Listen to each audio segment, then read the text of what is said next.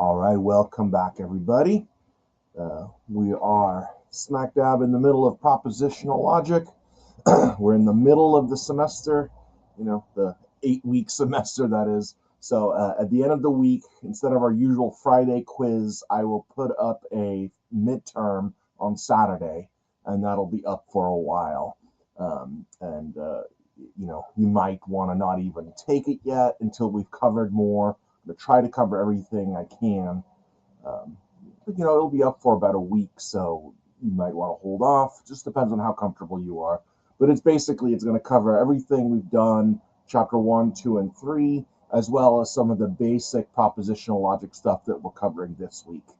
Okay, so today we're going to continue with statements and operators, and then I think we're just going to do another meeting tomorrow on operator truth tables, and then we'll go ahead and start doing the real meat of propositional logic, which is to figure out if an argument is valid or invalid, right? Using these techniques. The main technique you'll learn first is the truth table method, where we look at all the possible worlds. We kind of did that a little bit already. But then later on, once you have 3 simple statements or 4 simple statements inside of one argument, then all of a sudden you have 8 possible worlds or 16 possible worlds or 32, and that's just too many to check. Right? So then we'll want to use a shorter method, kind of a shortcut method. It's called the short method. I prefer calling it the shortcut method because just makes it sound cooler. Right? We could do it the long way. We're going to do the short way. But I think it's good to learn the long way first, because it gives you an idea about what we mean by logically possible worlds and defining validity in terms of terms of possibilities and possible worlds. So for that reason, I think we're going to still do the truth table so you can really see it.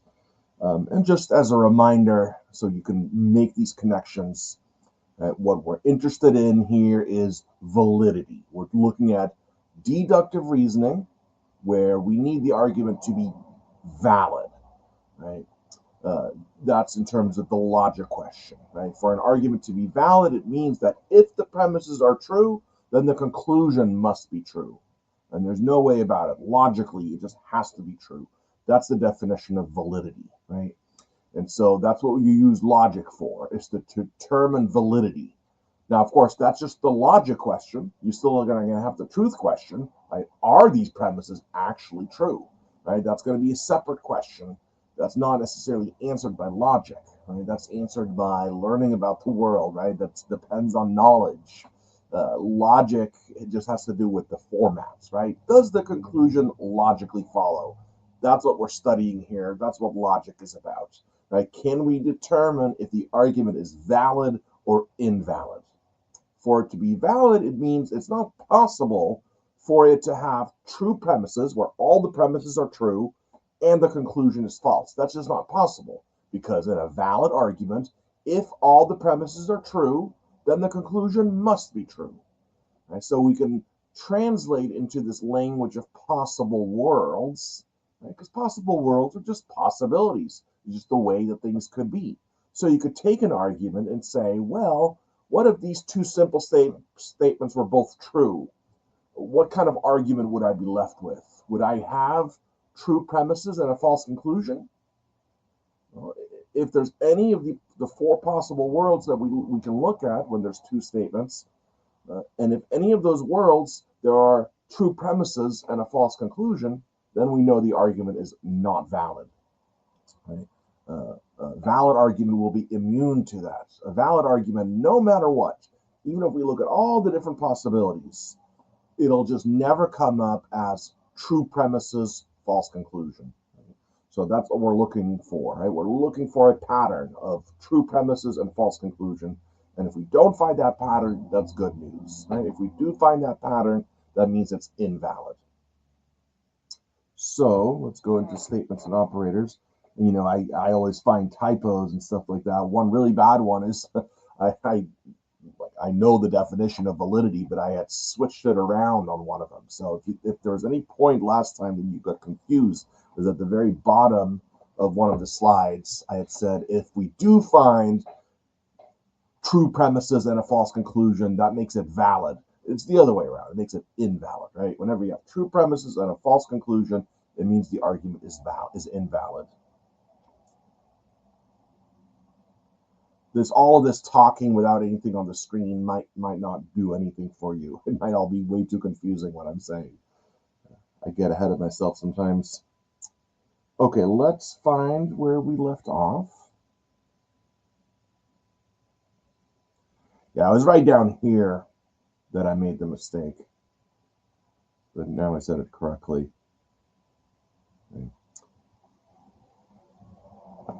Right? If we take an argument like, if Socrates is human, then Socrates is mortal. Socrates is human, so Socrates is mortal. Most of us have a sense that that's valid, but how could we really prove it? Well, what you would do is you try to look at the different possible worlds, right? Maybe Socrates is human and Socrates is mortal. What would the argument look like then? Right? Well, it looks like we'd have true premises and a true conclusion, right? Great. Look at world number 2, where Socrates is human, but Socrates is not mortal. What do the premises and the conclusion look like then? Right? Let's travel to the 4th world, the 3rd world, and the 4th world. And let's look at each of these and see if it's ever possible for this Socrates argument to have true premises and a false conclusion. Because we're looking at possible worlds, not just the real world. We're looking at all the possibilities that there could possibly be. Right? Is there a world where the premises of this argument are true? Would that be possible? Is there a possible world where the premises are true and the conclusion is false? If there is such a possible world, then the argument is invalid. Right? If there's no world like that, that means the argument is immune to that problem, right? That means it's valid. So this kind of goes back to what we were talking about in the very first week or the second week, where we naturally look for confirmations of a pattern, right? But really, to get ahead in philosophy and in science and in logic, we look for breaks in the pattern, right? So what we're looking for is a case where the argument is invalid. We're looking for true premises and a false conclusion. That's what we're on the lookout for. And if we find that, it's invalid. If we don't find it, it's valid. Right? So validity is always like indirect. You don't directly see validity necessarily, not in the way that we do it here. Right? What we're looking for is a pattern of true premises and a false conclusion. If we find that pattern, the argument is bad, it's invalid. If we simply do not find the pattern, then we can say the argument is valid. Okay, but we already went over all this.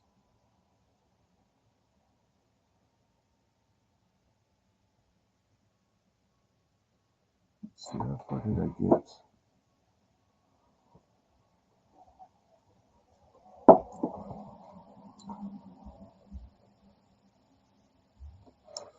We got pretty far through this. Not a bad idea to remind yourself of this, right? That whenever you have 2 simple statements, then there are 4 possible worlds. That's why an argument like the Socrates argument, right? There's just 2 simple statements. Socrates is human, Socrates is mortal. So that means we can look at all the possibilities, right? Is Socrates human and mortal? Socrates is human but not mortal. Socrates is not human but he is mortal. Socrates is neither human nor mortal, right? There's 4 possibilities always for any 2 statements. Just like you have 2 coins, then there's 4 different ways that they can land. Each statement could be true or false, so there's just a certain amount of combinations possible, right? And it always has this pattern, right? To ensure that we've captured all the possibilities, right? World 1, it's sunny and warm. World 2, it's sunny, not warm. World 3, it's not sunny, it is warm. World 4, it's not sunny and it's not warm, right? I like to say that world 1 is always the true world, and world 4 is the false world, right? Where both are false. in order to get this diagram to line up like this, what you always do is for the first statement, in this case, that's it's sunny, you go T, T, F, F right underneath it. Right? So if I ever ask you in an exercise or a quiz or the midterm or the final, if I ever say do a truth table for two statements or for a complex statement with two statements in it, you should always make it look like this. The first statement goes T, T, F, F underneath of it. The second statement goes T, F, T, F underneath of it, right? And when they both have that pattern, then we know we've looked at all the different possibilities that there are. It's just a standardized way that we set up truth tables so that we're all doing it in the same way. And this is the thing about and statements, right? When you say this and this, they both have to be true. Right? So we could kind of define the idea of and we can capture the essence of what and means and how it functions in a sentence by putting it into a truth table like this. Right?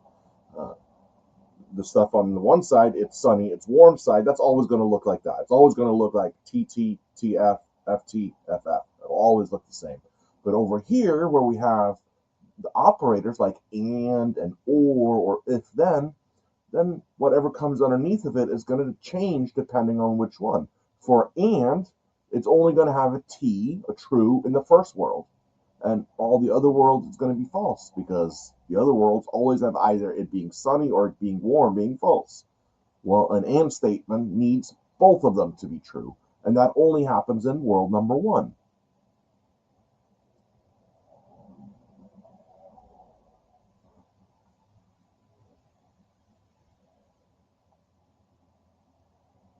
Right, and so the four basic operators that we're going to use in propositional logic that we're gearing up for are going to be those four: and, or, if then, and not.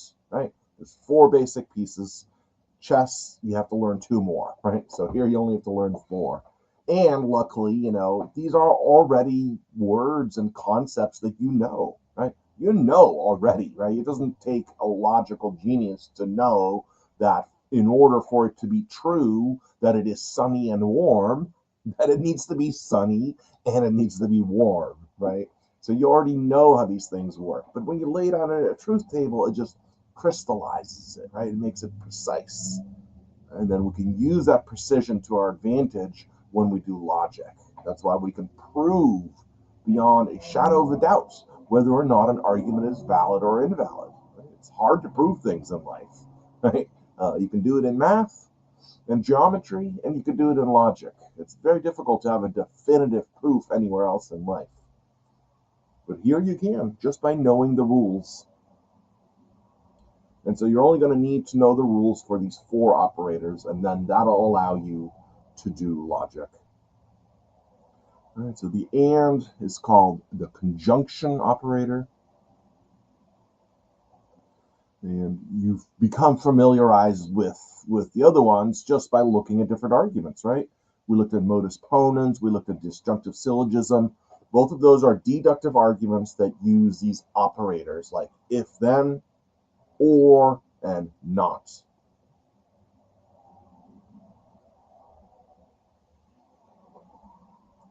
So they all have their own special terminology, right? And remember, when you have a conditional, the first statement is called the antecedent, and the second statement is called the consequent. In a disjunction, an either-or statement, then we just have two disjuncts, right? We call the left disjunct and the right disjunct.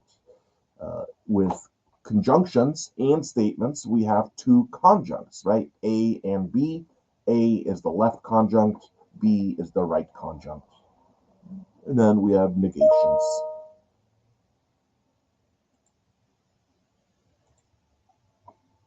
So conjunction, and easy, we just use the ampersand like we already do. I should just try to go do this as review without just doing the same thing I did last time. It's hard to do. I just have to do it quickly, I guess. The disjunction, the or, right? It gets a little V, and V kind of reminds me of an or. It's kind of pointing two different ways, right? This way or this way, right? One or the other, maybe both.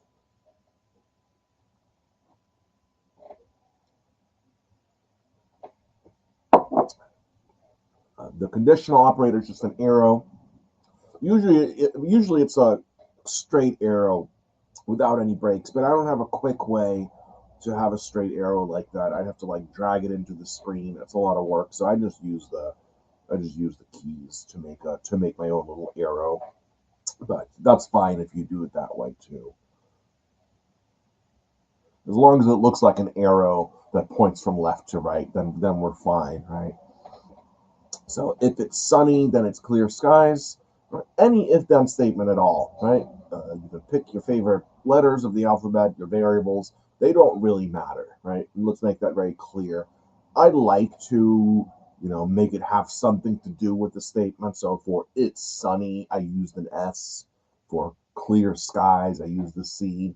You don't even have to do that, right? It could have just written as P arrow Q. Right? It means we have a conditional where the antecedent leads to the consequent, right? The truth of the antecedent entails the truth of the consequent. That's what a conditional says. If A, then B. Instead of saying if then, we can just use an arrow that points from A to B. Now, 3 of those are used to make these complex compound statements, right? Compound statements means you have multiple statements. Right? So all of them are, I would say, make the statement complex, but 3 of them make it compound because it compounds together different statements, right? So A and B, 2 together, right? A or B, right? 2 statements together. If A, then B, right? So in each case, you get 2 simple statements that are joined together. The negation is the one that breaks that pattern. A negation just goes not A, right? Or not B. Right? Negations don't come in between 2 statements. You don't have A negation sign B. That wouldn't make any sense at all. Right? They don't join together simple statements. Now later on, if we get to this, it can get more complicated. Like you could have a negation negating a complex statement, right? So if you wanted to say, hey, it's not true that just because it's sunny, it's clear skies, right? You could take that whole if S then C statement and put it in brackets and put a negation sign in front of it, right? Then you'd be saying it's not true that just because it's sunny, there'll be clear skies, right? I think probably would be true, but it's just an example. If you wanted to negate a conditional, right, you could do that. You could take the whole conditional if P then Q, and you could put it in brackets, and you could put the negation sign in front of it, and then it would be saying it's not true that P leads to Q, right? But we don't have to worry about that yet. The important thing is it does not join together 2 separate statements. You never go A, not B, right, like that. You would just go A or B, whatever it is that you wanted to say. Or you could say not A or not B.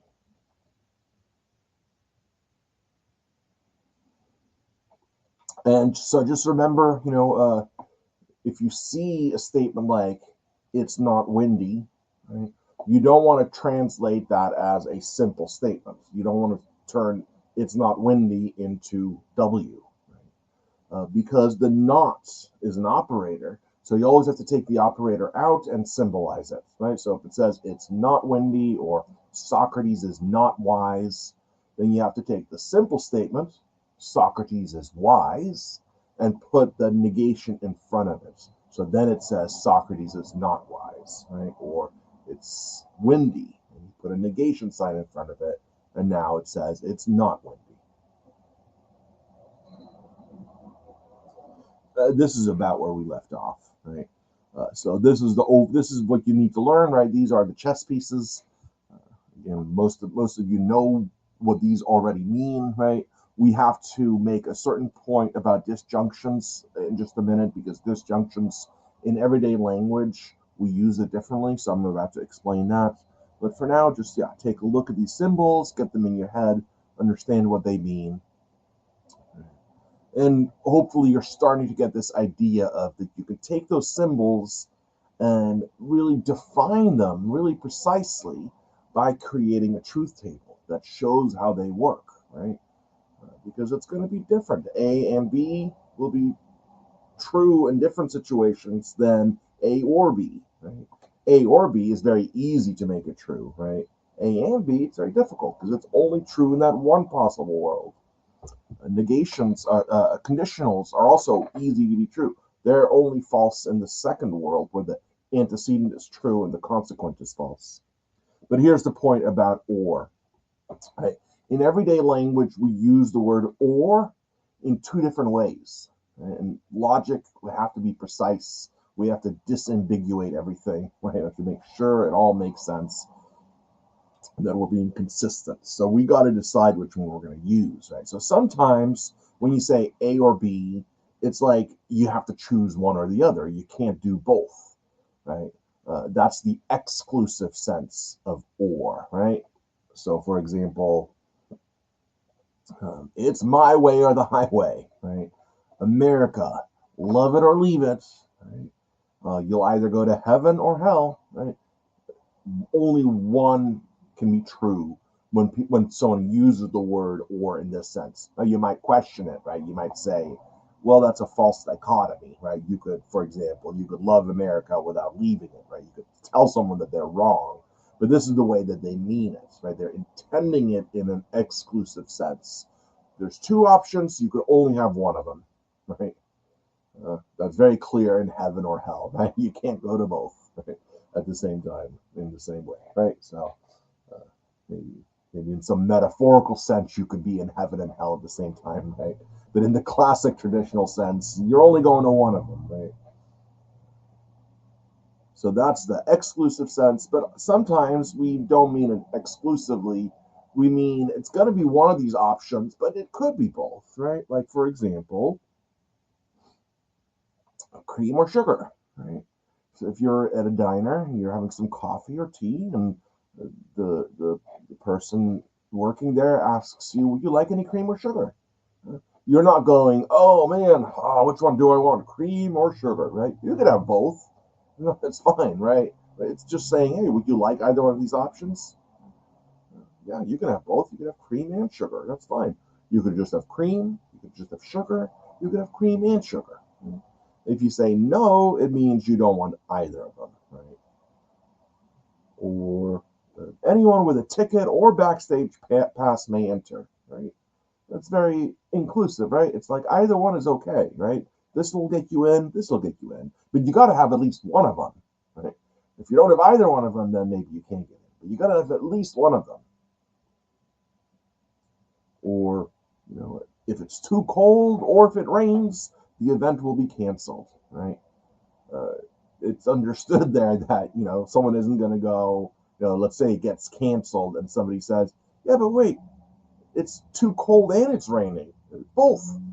You didn't say you'd cancel if they both obtained." No, anyone reading this would understand, right? That if it's too cold, or if it rains, or if it's too cold and it's raining, right? It doesn't matter. The event's going to be canceled. If any of these are true, then the event will be canceled, right? So that's the inclusive sense of or, where at least one of the things has to be true. Maybe they're both true. Right? So because logic has to be precise and well defined, usually in a class like this, an intro to philosophy class, we say, let's choose the inclusive sense. You could choose the exclusive sense, right? And then you'd have a slightly different logical system. But the good thing is that if you wanted to translate a exclusive or statement into propositional logic, you could still do it even if you define the or in the inclusive sense. You could just say in logical language A or B, not A and B. Right? You could just add something to it to make sure that you're trying to get the exclusivity across. So it's not like we just can't do any kind of exclusive or now. We still can, but it just takes a little bit of extra work. The default is going to be the inclusive or, right? Where the or statement is going to be true as long as at least one of the disjuncts is true. And it'll still be true if they're both. It's just false if they're both false. So you can see the difference between an and statement, right? An and statement is only true if both are true. The inclusive or is only false if both are false, and otherwise it's true, right? And so that, if you could represent that with a truth table, that would show you how and or function differently in logic and deduction. So if we want to do a truth table for this or, we could do it like this, right? Just do the same thing. We'll have two statements, two random statements. Doesn't matter what they are, right? It's sunny and it's warm. Right? Those are just two separate statements, and then we can look at all the different possible worlds, right? Where it's both sunny and warm, it's sunny, not warm, etc., etc. Right? And then we can sort of say, well, in which of these possible worlds will my disjunction be true, and in which world will it be false? So we've set it up first, right? World one is always the true world where both of the statements are true, right? It's sunny and it's warm. World two, the first one is true, the second one is false. World three, the first one's false, the second one is true.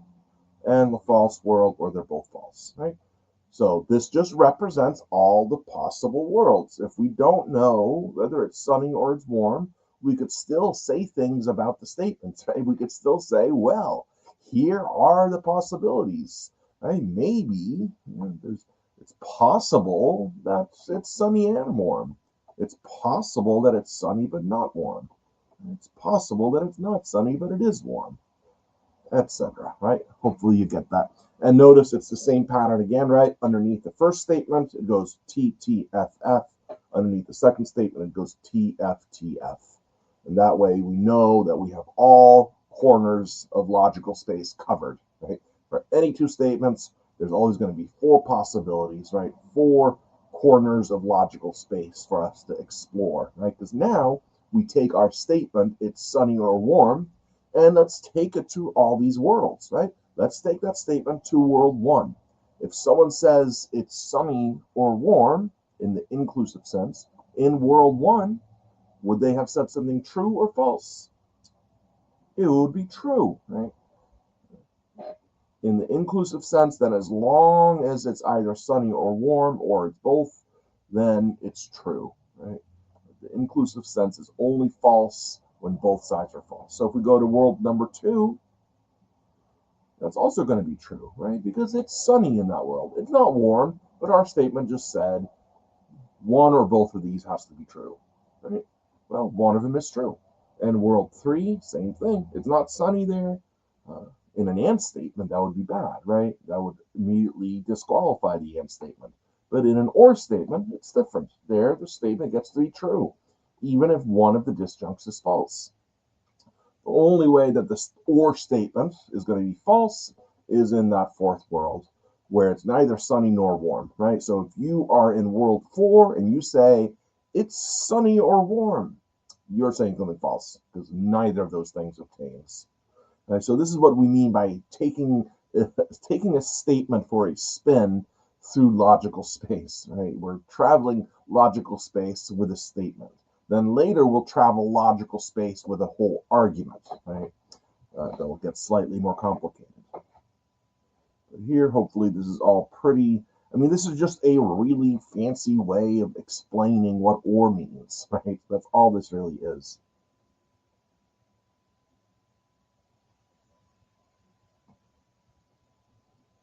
So try to remember this. The other ones are all pretty intuitive, I think, right? But for or, we have to disambiguate. We have to say, we're just going to use the inclusive sense of or. Okay, so this is your little exercise to do just to make sure that people are understanding this, right? So people aren't caught by surprise by the midterm or anything like that. You can understand what we're doing here, right? Because what we're slowly learning how to do is how to translate from everyday English into logic speak, right? The language of propositional logic. And the language of propositional logic uses variables and those operator symbols, right?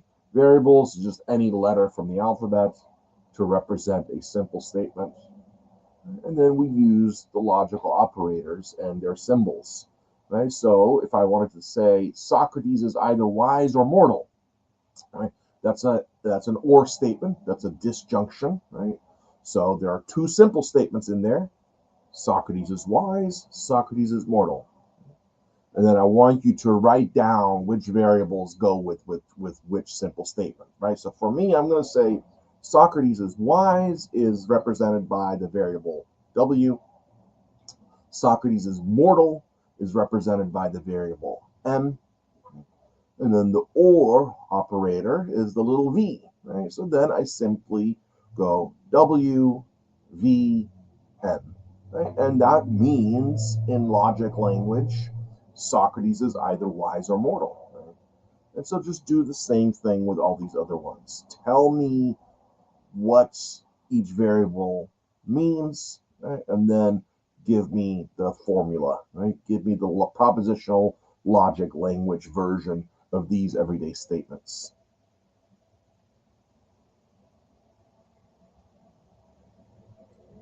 And I believe that's it for now. I know I've done a little bit more, yeah. Okay. I think we're almost done. Today is going to be pretty short because I just wanted to start the idea of truth tables and translating and stuff like that. So we still haven't done any actual, real, proper propositional logic, but we're slowly getting ready for it, right? So you've learned this, right? That when we look at deductive arguments, very often you'll see both complex statements and simple statements, right? They're like a combination, and that's how they work, right? How do deductive arguments work? Well, they kind of have simple statements, and then they take the simple statements and they put them in complex statements, and that allows you to make inferences, logical inferences, right? So remember this example, very intuitive example, right? If there's a cat in the house, then I will get allergic. There is a cat in the house, therefore I will get allergic. I think everyone gets the feeling that this is valid, right? One of those things where if both of the premises are true, that conclusion must be true, right? But how does it work? Well, because premise number one is a complex statement that tells us there's a relationship between the two simple statements, right? And it's an entailment relationship. It means that if the first statement is true, then the second statement must be true, right? That's what a conditional tells us. So this works by having premise number one be a complex statement, and then premise two asserts the truth of that antecedent, right? And the first premise tells us if the antecedent is true, then the consequent must be true. Well, in this case, then we can state the consequent in the conclusion, right? You notice that, right? The conclusion, I will get allergic, is the consequent of the conditional, right? Because the conditional tells us that the antecedent leads to the consequent. Premise number two states the antecedent, then we can infer the consequent in the conclusion. Or we can have a disjunctive syllogism, right? That's either a wizard or a potato, right? Again, grammar makes it look like it's just one statement, but it's really a complex statement, right? That's a wizard. That's a potato, right? And then an or in between them, right? So it's a complex or compound statement, but you have to use your mind to understand that, right? It's very easy to read that premise. That's either a wizard or a potato as a simple statement, but it's not, right? We have the or in there. Just the way that we construct grammar, it allows us to sort of bury the lead that there really are two separate statements here. That's a wizard, that's a potato. And then the disjunction just sort of says it's got to be one of those. And since it's an inclusive disjunction, it's got to be one of those or both. Right? Then the second premise negates one of those disjuncts. Now, I said simple. I should have said complex, but not compound, right? Because that second one has a operator in it. The word not is also an operator. right? So I kind of flubbed that there. It shouldn't just say simple. It shouldn't say complex, because complex means multiple statements joined together, right? Sorry, compound means multiple statements joined together. Compound means you're compounding multiple statements. With a negation, right, again, negations are slightly different. We're not putting multiple statements together, but we are modifying a simple statement. So it should still count as something like a complex statement. Right? Uh, so sorry about that. But I hope you see the main point here, right? That again, we have complex statements, compound statement, and then the conclusion is a simple statement. Right? The whole point here is just to show you, to remind you that the arguments that we've looked at use both simple statements and complex statements. And when we have the complex statements or the compound statements, right, we do that by using those words, if, then, or, and not, right? And we use these in everyday English, but when we use them in logic, we'll call them logical operators, right? And as I said, you just have to know those four. You can go back to that nice diagram that I got from the textbook, right, to remind yourself what the symbols are, right, and how they all function. Right, we can use symbols for those logical operators instead of the words. This is the little diagram I was talking about, right? Just to give you a refresher, what the symbols look like and what they mean.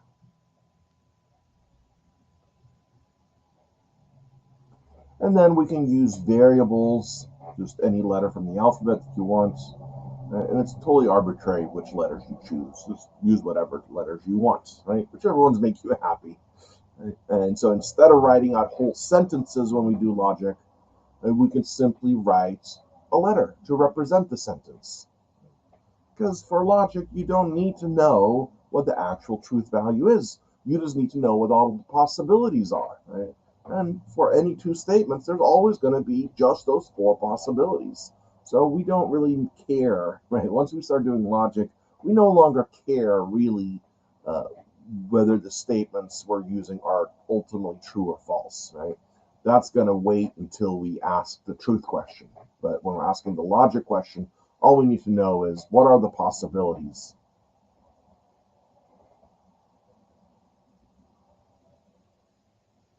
So, right, there is a cat in the house. That's a simple statement, right? There's no variable in it. There's no logical, there's no logical operator in it, right? So if you're translating from English to propositional logic, that's the first thing you ask yourself, right? Is there an operator in here? Is this an if-then type of statement, for example? And remember that sometimes it doesn't say if-then, but it's something very similar, like whenever A happens, B happens. That should translate into an if-then statement, right? Should ask, is there an if-then? Is there a not? Is there an and? Is there an or? Well, we don't have any of those, and there is a cat in the house. So that counts as a simple statement.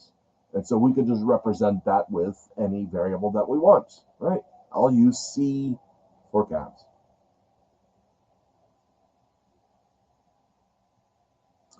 I will get allergic. Again, you can just, that's also a simple statement, right? There's no if then in it. There's no not, there's no and, there's no or. We don't have any of those four statements in there, four operators in there. So use any letter from the alphabet. Let's use A for allergic. But here, things get a little different, right? If there's a cat in the house, then I will get allergic. Right? First question, right? When you're translating from English into logic, first question is, are there any operators? Here we see if then, right? Very clearly. So that means we're going to have to take the if then out of it and use a symbol, right? Use the arrow, and then take each of the remaining simple statements and assign a variable to them, right? There's a cat in the house. Well, we already have a variable for that, right? That's going to be C. I will get allergic. That's the other simple statement. That will be an A. And then we use the if-then operator, the arrow, the conditional operator, and plop it right in between those two variables, right? Like that. So now it says, if C, then A, right? And C means there's a cat in the house. A means I'll get allergic. So that's how you would translate the everyday sentence, if there's a cat in your house and I will get allergic, into logic.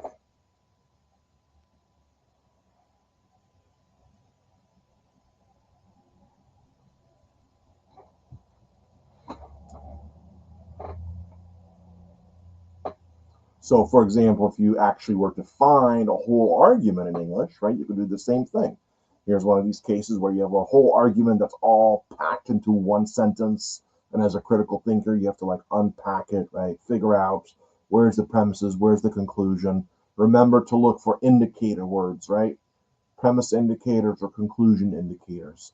Well, we have a premise indicator, right? Because is a premise indicator.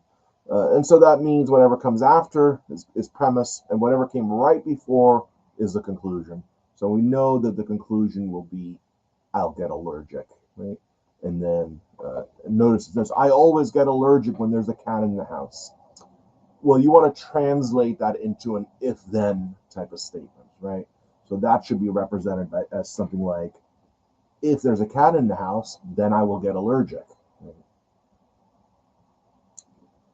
So that whole argument, if you translate it into logic, will end up looking like this. And remember, those three dots just mean therefore, right? It's just our conclusion indicator in logic. So don't let those three dots scare you. It just means, right, stuff on this side is premises, the stuff on this side is the conclusion.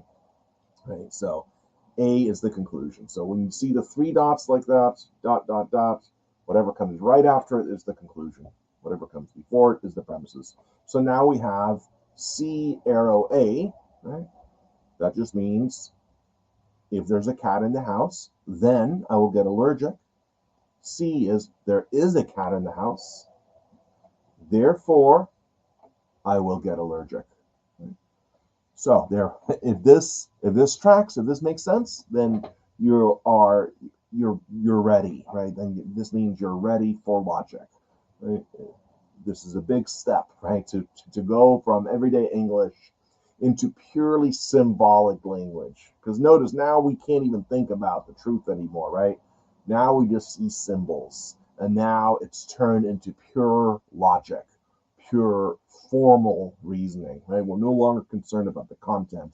We just have an argument, and we want to know, is this format valid or invalid? And to determine whether a format is valid or invalid, it doesn't matter what we put into the format. Only the format matters. And so turning it into pure logic allows us to just look at the format.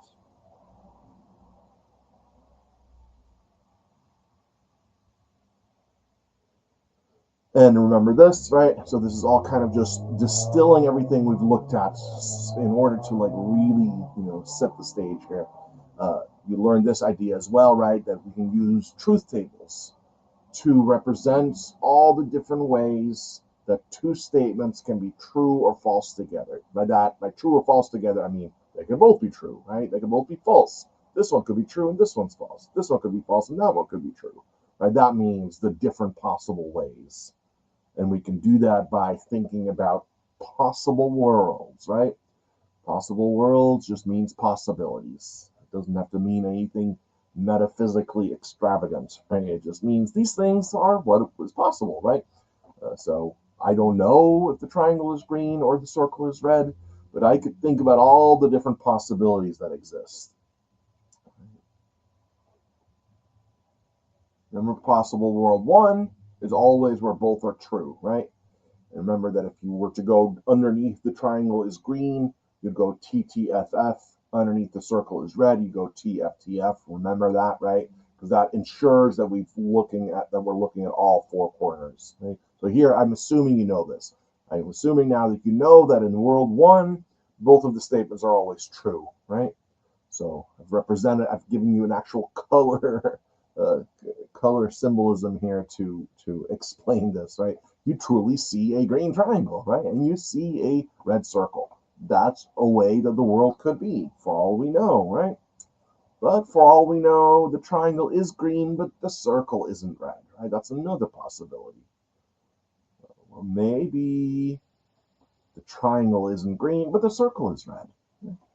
Or in world 4, remember, where they're both false, right? Maybe the triangle isn't green and the circle isn't red, right? So the T's and the F's show you the same thing as the color coding does, right? All the logical possibilities. But for some of you who are visual, maybe seeing those colors and those shapes like that, maybe that hits home. That you realize those are all the possibilities that there are, right? There's nothing else, right? So if we looked at all those possibilities, then we know we've mapped it out. We've mapped out logical space.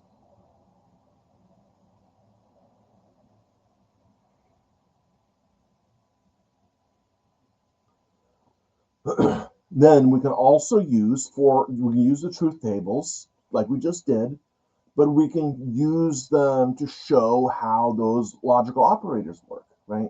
So sometime in the quiz or the midterm or whatever, I might ask you, define the conditional operator by using a truth table, right? Or define negation by using a truth table.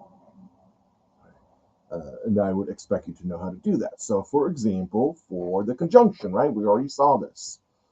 Here, I'm not using the symbols yet. I'm just wanted to say it in English to make it easy for you to understand, right? That if I were to ask you to use a truth table to define the conjunction operator, it would look something like this. On the one hand, you'd have the two statements where it's always going to be the same, right? Underneath statement number 1, TTFF. Under statement 2, TFTF. Right? So now we have each of the worlds well defined. World 1, they're both true. World 4, they're both false. World 2, that one's true, that one's false. World 3, this one's false, that one's true. Yeah. So that's always going to be the same. Whenever you have two statements, that's going to look exactly the same over there. So if instead of it's sunny and it's warm, it said Socrates is mortal, Socrates is wise, that'd be fine. Or if it said A and B, right? Doesn't matter. All that's going to look exactly the same. And then we take that statement, it's sunny and warm, that uses the conjunction operator and we just ask ourselves, in world 1, would this statement be true? Well, it's an and statement. So when they're both true, then yes, it's going to be true, right? What about world number 2? In world 2, the conjunction there, the conjunction statement, the and statement is going to be false because it's not warm in that world, right? And for an and statement to be true, both things have to be true. Also in world 3, it's not going to be true there either, right? Because there it's not sunny, it needs to be sunny and warm. And world 4 is also going to be false because it's neither sunny nor warm, right? So if you're traveling to each of these corners and you're telling everybody, hey, it's sunny and warm, right? Only in world 1 are you telling the truth. Only in world 1. But if you did it for one of the other operators, it would look different, which is what we're going to look at next time.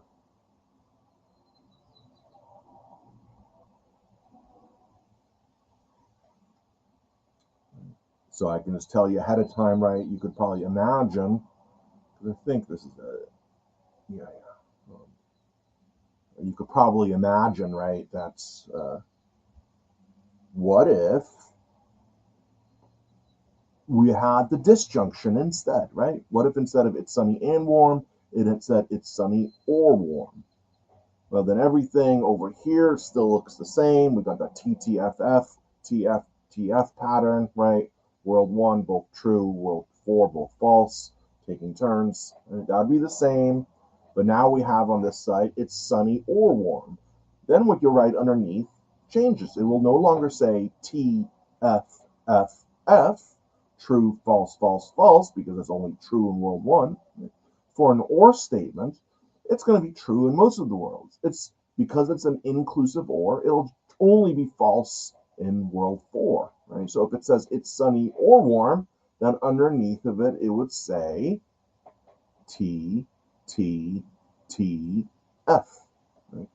And so that tells us the difference between and or, right? all this just to tell you something very basic, right? The difference between and or. Well, we can represent it with a truth table. right? And we'll also be able to represent conditionals, and then we can represent negations. Negations will look different because we won't have 4 possibilities, right? Negations are only going to have 2 possibilities, right? It's either true or false because we have a negation with 1 statement, right? When there's 1 statement, there's just 2 possibilities. There's just 2 worlds, right? True or false. But it's when you have 2 statements that you have all these different combinations. You can get 4 different combinations. So the negation symbol is going to look slightly different. But hopefully you can see the idea of and or and how that would look, and then the conditional. Right? So hopefully now you are ready for next time when we'll look at how to define each of the 4 operators using truth tables.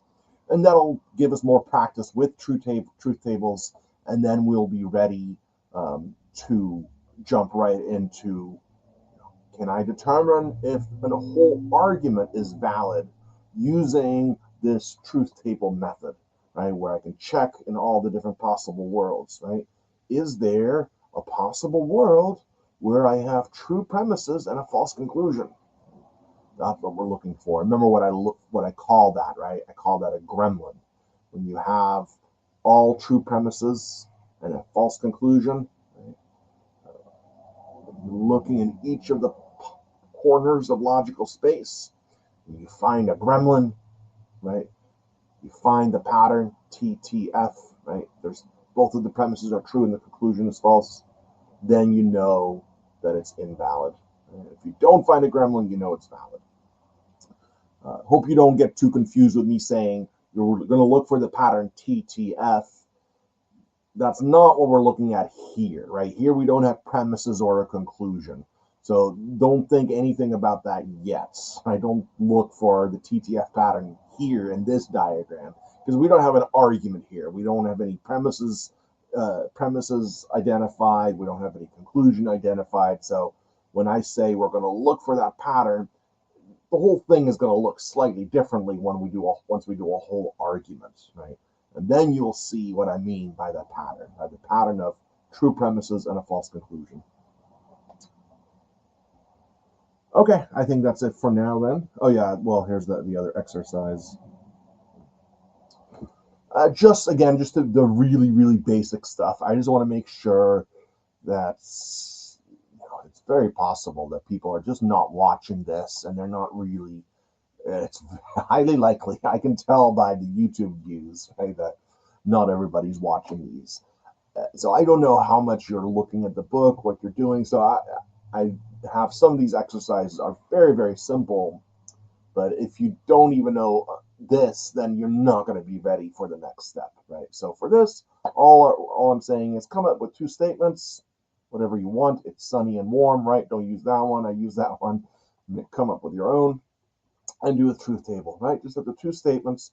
We're not putting an and in between. We're not doing operators. We're just having 2 separate statements, and then you do that pattern that I talked about, right? Statement 1, statement 2. Underneath statement 1, it's going to go TTFF. Underneath statement 2, it's going to go TFTF. And that'll give us those 4 by now familiar worlds, right? World 1, both are true. World 2, statement A is true, statement B is false. World 3, statement A is false, statement B is true. And world 4, false world, statement A is false, and statement B is false. Right? So that's all this is. This should be super simple that you should do it in 2 minutes unless you have not been paying any attention. Right? Then you might be confused. Otherwise, it should not be confusing. Okay, thanks, Janice. Thank you for coming. I really do always appreciate it.